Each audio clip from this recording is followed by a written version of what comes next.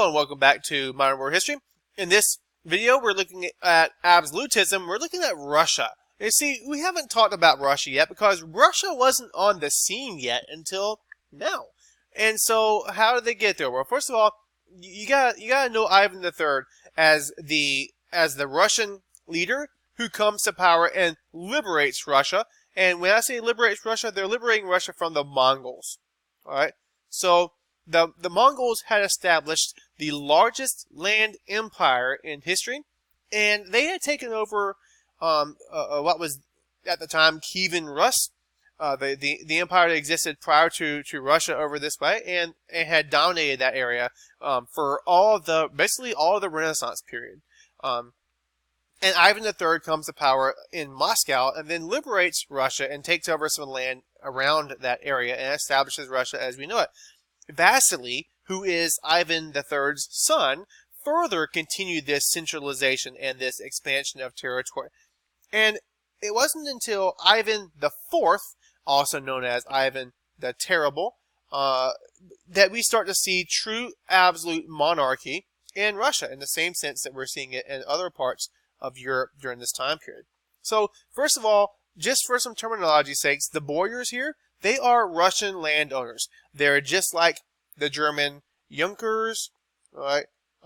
They're the land-owning nobility. There's whatever the terminology is for these guys. They're always kind of the same. They're the landowners, and they compete with the leaders, the kings, the czars, whatever you want to call them, for political power. And they were no different here. So just like we just talked about in Austria and Prussia, the Russian landowners preferred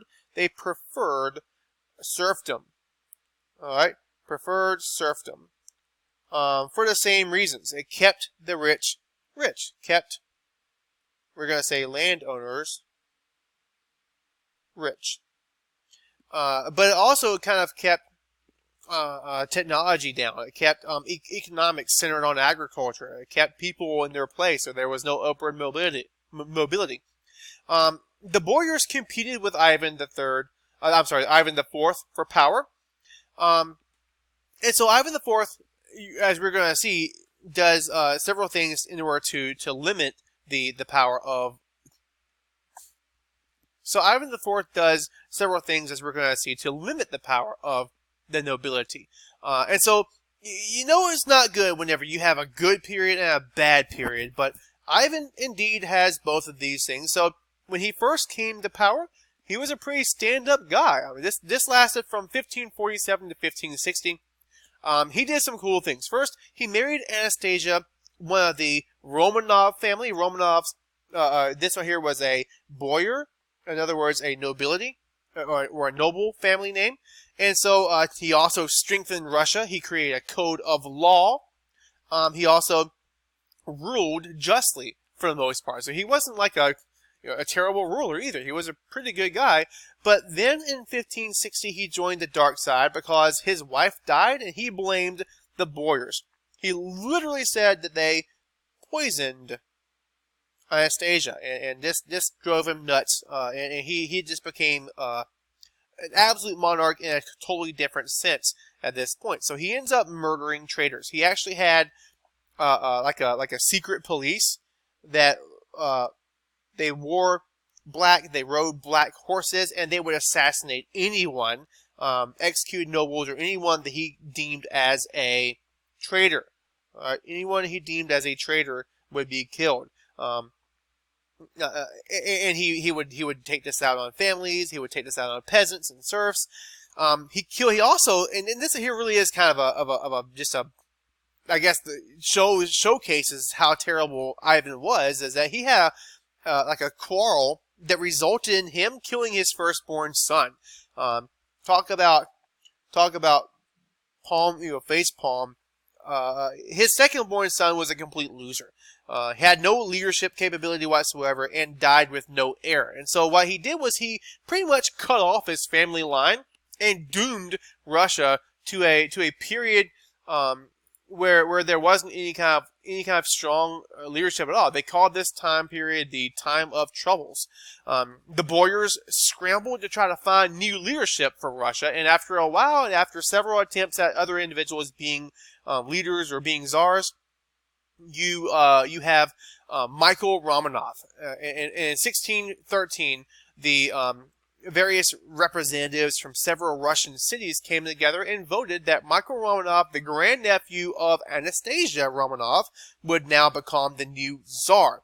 And so this is going to be, in 1613, the beginning of the Romanov dynasty that's going to last all the way up until the Russian Revolution during World War I. Now, I want to point out one thing that I missed back there, is that Ivan the Fourth was the first to call himself, Ivan the Terrible was the first to call himself Tsar.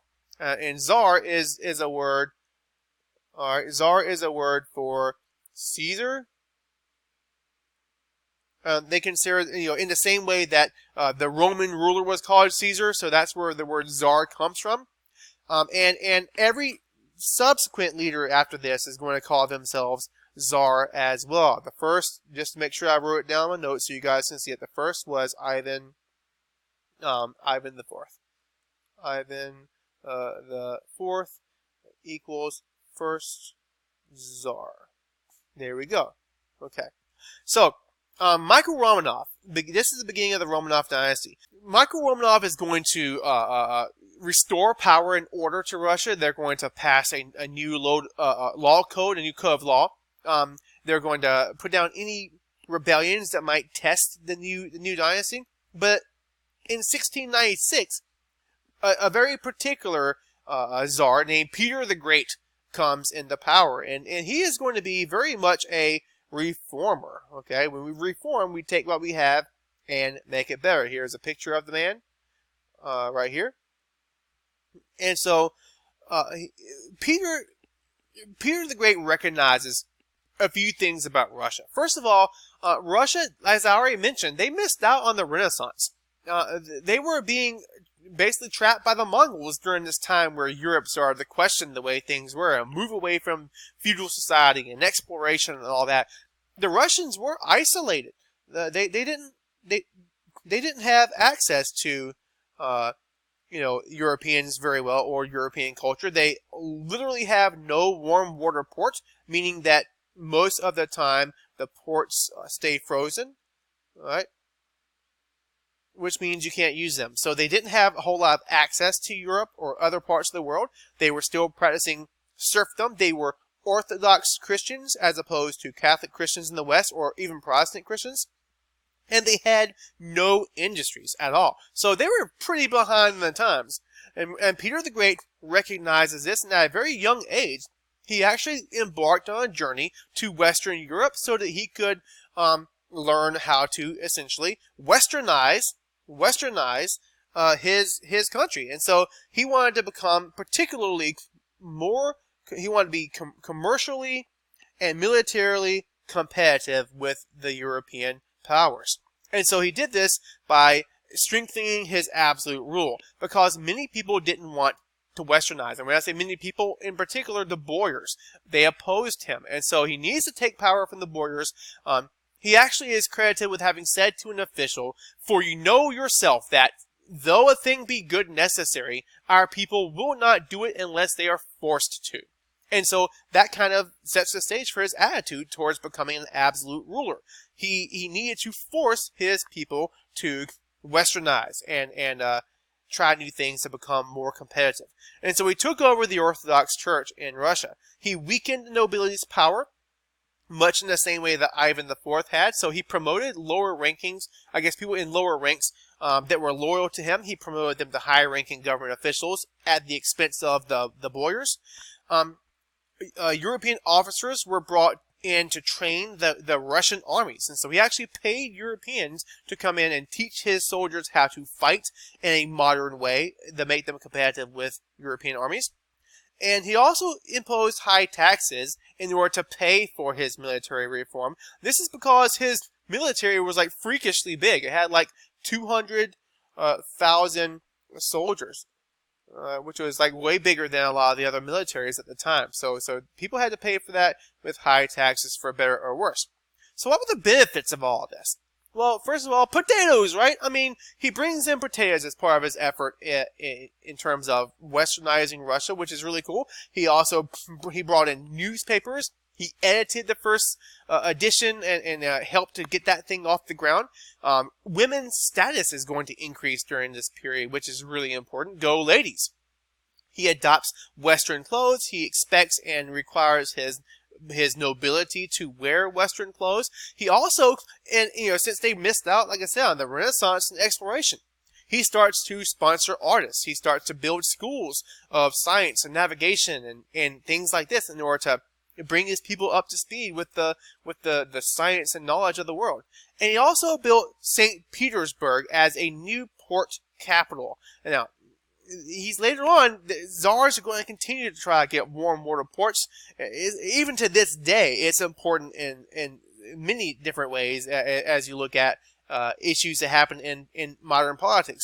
But he takes this nasty, swampy land that you would think would be terrible for building a city, and at the expense of probably 100,000 serfs who died during this project, he has St. Petersburg built, and that becomes a very successful port, and really is going to be the center of Russian economics for a little while. So, thank you very much for watching. I'll see you in the next video.